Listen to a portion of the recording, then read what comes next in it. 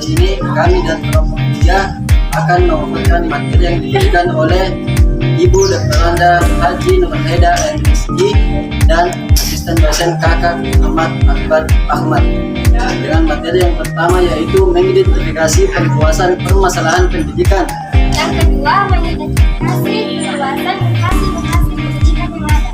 Yang ketiga, mengembangkan kegiatan inovasi pendidikan. Dan adapun anggota kelompok kami yang pertama yaitu saya sendiri, Ahkam Jayadi. Saya Saya Nabila Natasha. Saya Ilma Aulia. Saya Siti Hajar. Saya Muhammad. Dan saya Nahra Juanda. Oke, sebelum menonton video kami jangan lupa Subscribe, like, and share. selamat menyaksikan. Assalamualaikum warahmatullahi wabarakatuh. Perkenalkan, nama saya Ahkam Jayadi dari kelompok 3. Baiklah, pada kali ini saya akan menjelaskan tentang keluasan mengidentifikasi permasalahan pendidikan. Salah satu faktor rendahnya kualitas pendidikan Indonesia adalah karena lemahnya para guru dalam menggali potensi anak. Para pendidik seringkali memaksakan kehendaknya tanpa pernah memperhatikan kebutuhan, minat, dan bakat yang dimiliki siswanya. Kelemahan para pendidik di Indonesia, mereka tidak pernah menggali masalah dan potensi para siswa. Pendidikan seharusnya memperhatikan kebutuhan anak, bukan malah memaksakan sesuatu yang membuat anak kurang nyaman dalam menuntut ilmu. Proses pendidikan yang baik adalah dengan memberikan kesempatan pada anak untuk kreatif. Itu harus dilakukan sebab pada dasarnya gaya berpikir anak tidak bisa diarahkan. Selain itu, kurikulum hanya didasarkan pada pengetahuan pemerintah tanpa memperhatikan kebutuhan masyarakat. Saya akan melanjutkan materi masalah dalam pendidikan Indonesia. Berkenaan dengan penjelasan tersebut, muncullah masalah-masalah umum dalam pendidikan Indonesia, yaitu 1. Rendahnya kualitas sarana fisik. 2. Rendahnya kualitas guru. 3. Rendahnya kesejahteraan guru. 4. Kurangnya pemerataan kesempatan pendidikan. 5. Rendahnya relevansi pendidikan dengan kebutuhan. 6. Mahalnya biaya pendidikan. Permasalahan profesionalisme guru atau pendidik juga tidak kalah penting. Kita tentu sering mendengar tidak ada murid yang buruk, yang ada hanyalah guru yang buruk. Guru yang baik adalah guru yang mampu bekerja secara profesional. Guru merupakan variabel penting bagi keberhasilan pendidikan. Guru tidak bisa datang dari mana saja tanpa melalui sistem pendidikan profesi dan seleksi yang baik. Namun kenyataan di lapangan menunjukkan adanya guru, terlebih guru honorer, yang tidak berhasil dari pendidikan guru dan mereka memasuki pekerjaan sebagai guru tanpa melalui sistem seleksi profesi. Seharusnya guru-guru honorer tersebut juga melalui proses seleksi agar nantinya lebih banyak tercipta jasa pendidik yang profesional dan dapat merubah mutu pendidikan nasional ke arah yang lebih baik. Ketidakprofesionalan ini salah satu permasalahan internal yang harus menjadi pekerjaan rumah bagi pendidikan nasional masa kini. Namun, permasalahan strategi pembelajaran juga tidak akan kalah penting dari permasalahan-permasalahan tersebut di atas. Strategi belajar yang baik sangat berpengaruh bagi peserta didik untuk lebih bisa mengerti dan mencerna apa yang telah disampaikan oleh pendidik atau guru. Kegiatan yang belajar yang tidak selalu di dalam kelas merupakan salah satu strategi pembelajaran yang patut dicoba. Menteri Pendidikan dan Kebudayaan Kemendikbud Republik Indonesia Muhammad Nuh pun meminta agar para guru mengubah kebiasaannya, yaitu para kurikulum baru mendatang. Dengan kegiatan belajar-mengajar yang tidak selalu di dalam kelas, diharapkan para anak didik lebih peka terhadap alam dan lebih menyayangi tempat di mana mereka hidup dan bernapas. Selain itu, Nuh juga mengatakan aktivitas di luar juga dapat digunakan para guru untuk menambahkan ilmu-ilmu yang mungkin tidak didapatkan anak didik dari dalam buku pelajaran yang ada. Strategi pembelajaran yang baik juga tidak luput dari adanya keprofesionalan guru yang mendidik. Dengan adanya guru yang profesional, strategi pembelajaran akan lebih mudah diterapkan. Bagaimanapun, permasalahan-permasalahan di atas yang belum merupakan daftar lengkap harus kita hadapi dengan penuh tanggung jawab, sebab jika kita gagal menemukan solusinya, maka kita tidak bisa berharap pendidikan nasional akan mampu bersaing secara terhormat di era globalisasi ini. Dan permasalahan-permasalahan pendidikan yang kompleks ini tidak luput dari bagaimana cara kita menyikapinya. Butuh perhatian lebih untuk mengatasi permasalahan-permasalahan tersebut. Assalamualaikum warahmatullahi wabarakatuh. Perkenalkan, nama saya Nabila Natasha dari kelompok 3. Kali ini saya akan memberikan materi tentang keluasan mengidentifikasi inovasi-inovasi pendidikan yang ada. Pengertian proses pendidikan. Proses inovasi pendidikan adalah serangkaian aktivitas yang dilakukan oleh individu atau organisasi mulai sadar tahu adanya inovasi sampai menerapkan implementasi inovasi pendidikan. Kedua, beberapa model proses inovasi pendidikan. Dalam mempelajari proses inovasi, para ahli mencoba mengidentifikasi kegiatan apa yang dilakukan individu selama proses itu berlangsung, serta perubahan apa yang terjadi dalam proses inovasi. Yang ketiga, faktor-faktor yang mempengaruhi proses inovasi pendidikan. Lembaga pendidikan formal seperti sekolah adalah suatu subsistem dari sistem sosial. Jika terjadi perubahan dalam sistem sosial, maka lembaga pendidikan formal tersebut juga akan mengalami perubahan, maka hasilnya akan mempengaruhi terhadap sistem sosial.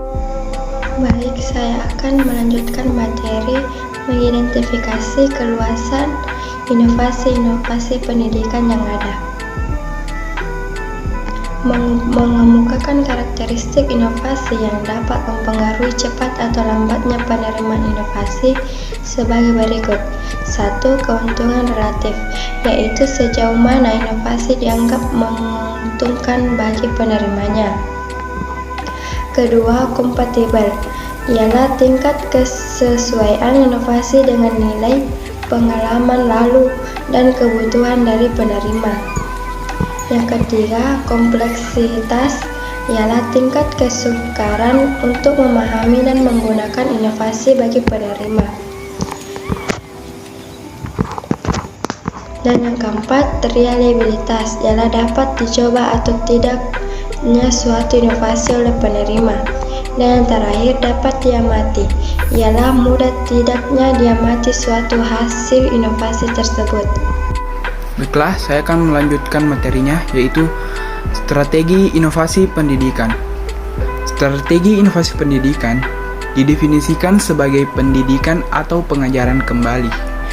Dengan menggunakan strategi pendidikan berarti untuk mengadakan perubahan sosial dengan cara menyampaikan fakta dengan maksud orang akan menggunakan fakta atau informasi itu untuk menentukan tindakan yang akan dilakukan.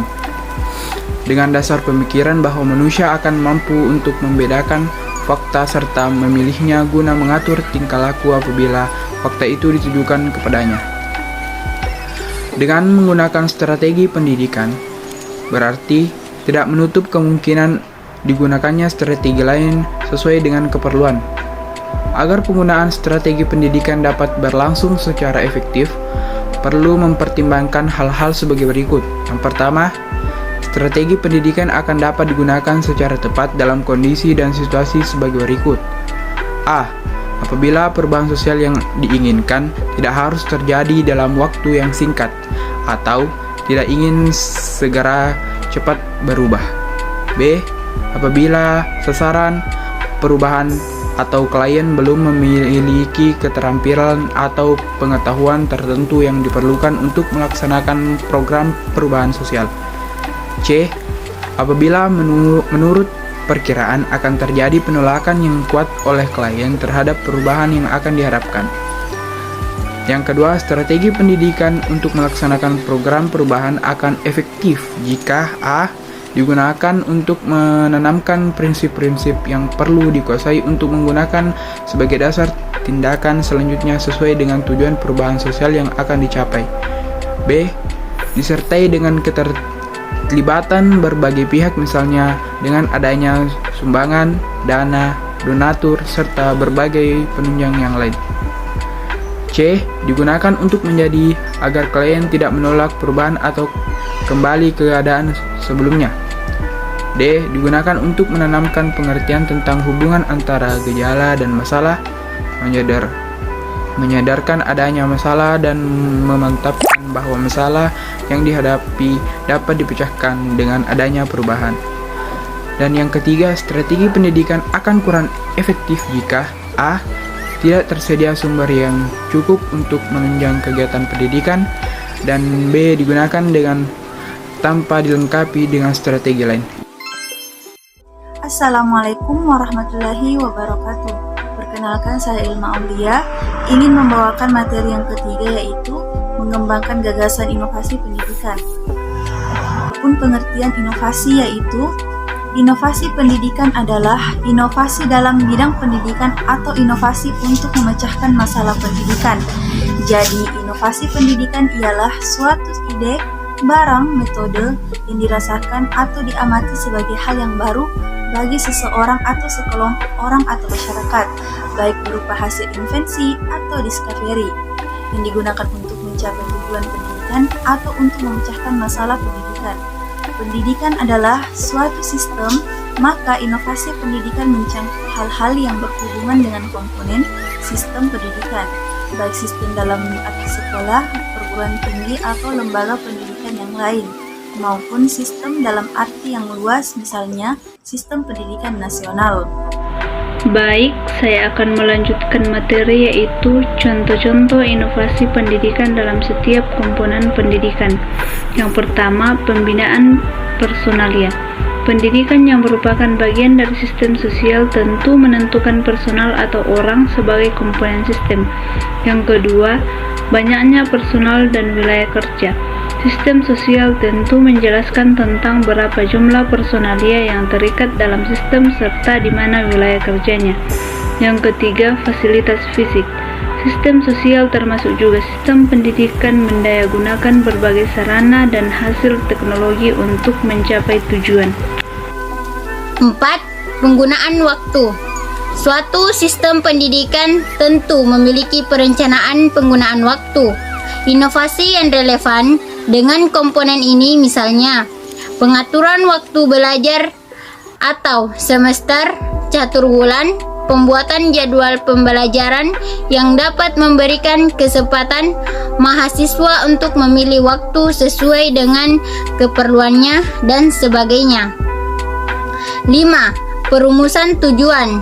Sistem pendidikan tentu memiliki rumusan tujuan yang jelas.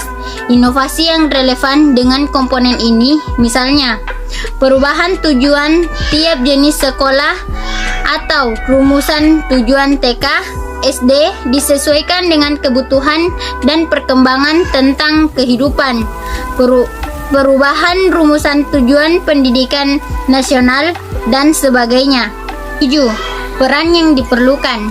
Dalam sistem sosial, termasuk sistem pendidikan, diperlukan kejelasan peran yang diperlukan untuk melancarkan jalannya pencapaian tujuan inovasi yang relevan dengan komponen ini, misalnya peran guru sebagai pemakai media, maka diperlukan keterampilan menggunakan berbagai macam media. Peran guru sebagai pengelola kegiatan kelompok, guru sebagai anggota tim teaching, dan sebagainya. Itulah pemaparan materi dari kelompok kami. Lebih dan kurangnya mohon dimaafkan. Sekian dari kelompok kami. Assalamualaikum warahmatullahi wabarakatuh.